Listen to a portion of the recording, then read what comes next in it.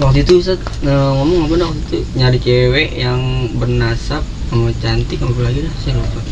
Dalam kitab. Oh itu mah ya hadis. Ini dari Cewek itu pertama bimaliha karena hartanya, Nah, tanya satu. kemudian karena nasabnya dua, wajamaliha dan karena cantiknya, yang keempat karena agamanya gitu. Kalau keempat itu susah, minimal yang terakhir itu karena agamanya.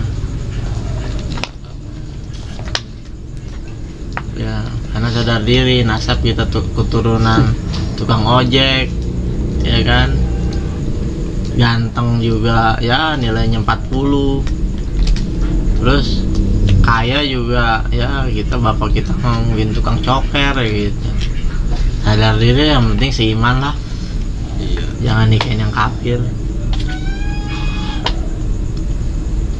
Nikah sama yang kaya jadi susis tuh.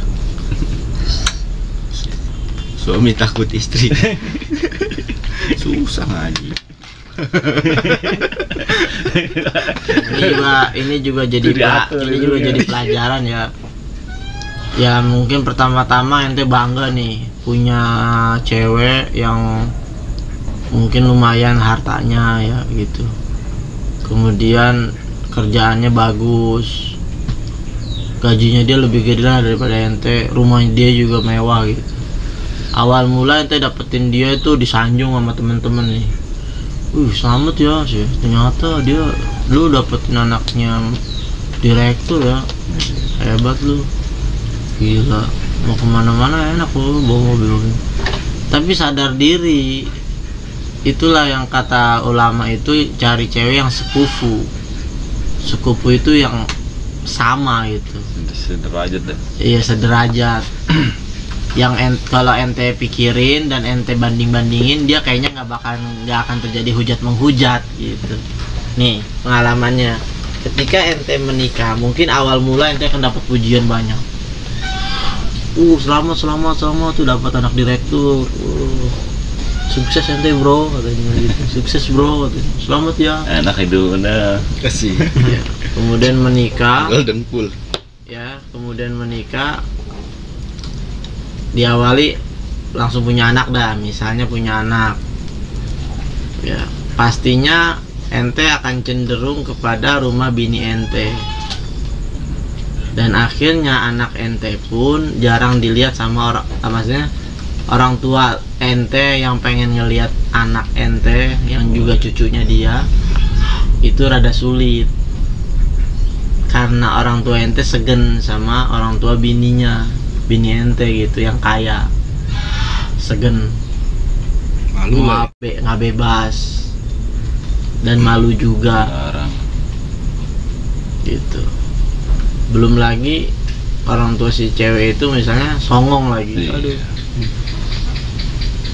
Ya, dan karena dia punya harta yang rada banyak, akhirnya ada timbul statement begini, ente mengikuti penuh arahannya dia karena memang ente kalah gitu dari harta, jadi ngerasa minder, akhirnya ngikutin apa kata bini.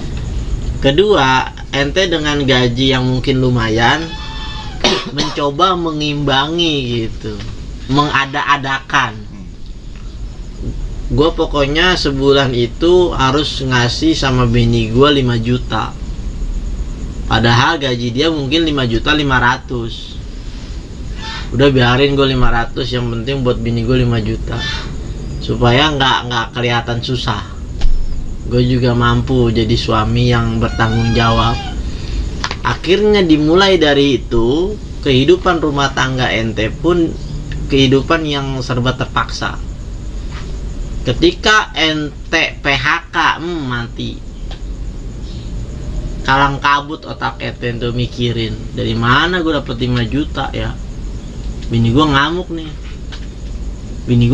nih.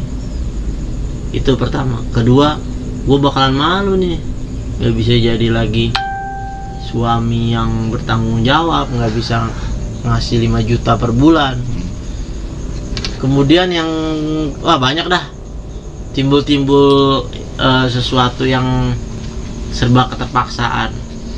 Akhirnya mungkin ente nyoba minjem duit sono sini, nggak mau kelihatan susah, pada intinya mengadakan yang ada sampai hutang ente numpuk cuman karena ngikutin ego. Tuh, coba mengikuti gaya. Dan istri karena udah sering digituin, nggak susah diajak susahnya. Dan ente belum siap dapat cercaan bini ketika ente susah PHK. Paling juga ente sembunyi-sembunyi, jangan sampai bini gue tahu nih gue PHK nih. Yang penting gue ada 5 juta aja. Ya, niat ente sih sebenarnya bagus, cuman niat ente karena gengsinya yang salah. Cuman kalau karena nggak mau ngelihat anak dan bini susah, itu sih mungkin kadang-kadang ada juga yang kayak gitu ya. Tapi karena ente gengsinya ini akhirnya menghalang buat cara gimana caranya supaya ada 5 juta sebulan. Pada hakikatnya itu nyusahin ente sendiri, ngajarin bini nggak bisa hidup susah, dan itu akan nyusahin ente sendiri nantinya. Ya, karena apa? Karena ente terpaksa harus ngasih 5 juta. Maksain. Ketika ente PHK, istri nggak mau tahu, karena istri nggak pernah diajak susah. Gitu. Akhirnya ente pusing sendiri. Itulah awal mula ente dapat bini kaya.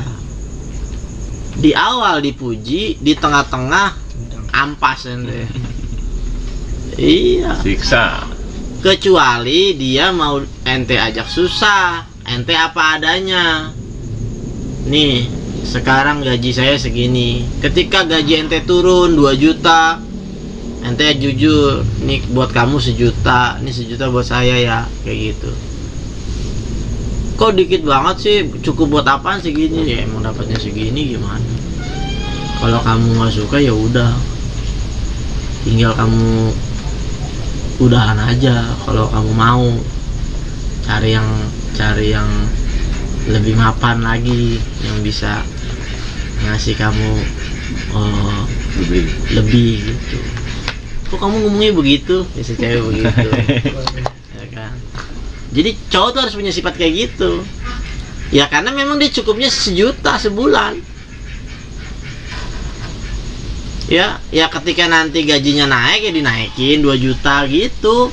Turun ya nurun lagi, naik lagi. Jadi dia jujur apa adanya rumah tangga itu yang nggak nyusahin.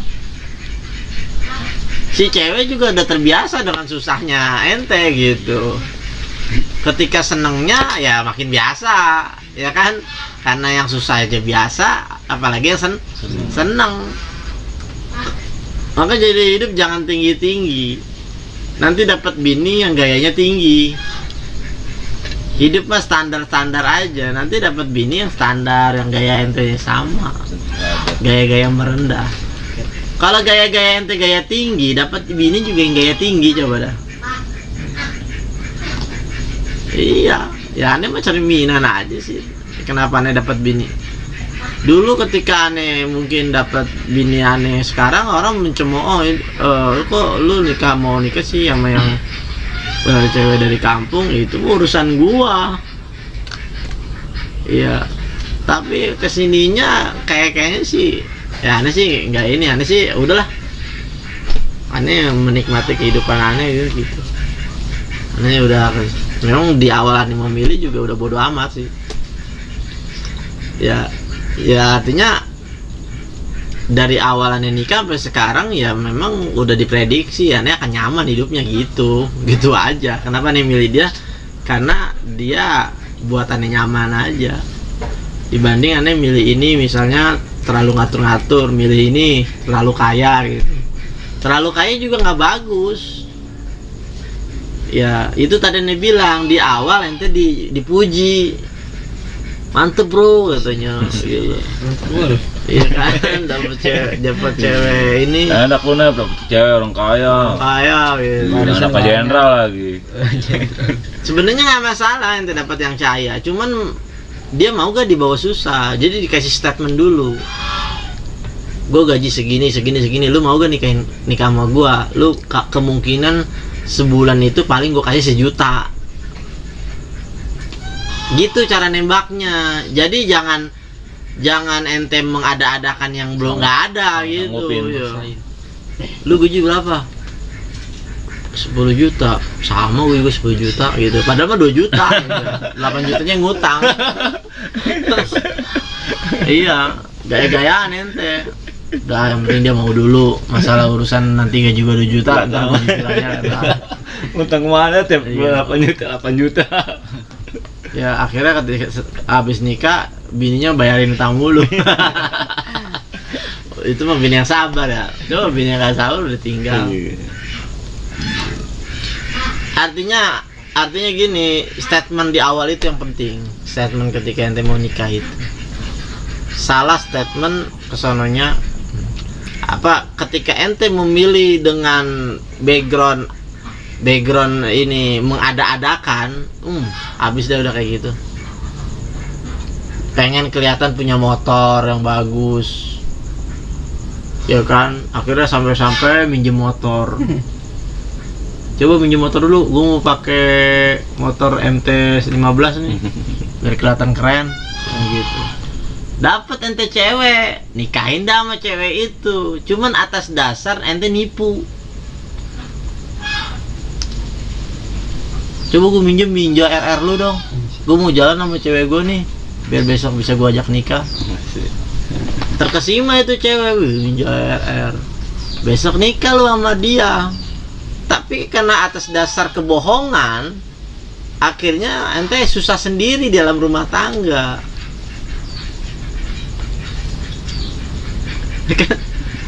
Kebanyakan orang kan begini, ya kan? Yang gaya-gaya. Iya, gaya-gayaan. Gak mau nerima apa adanya.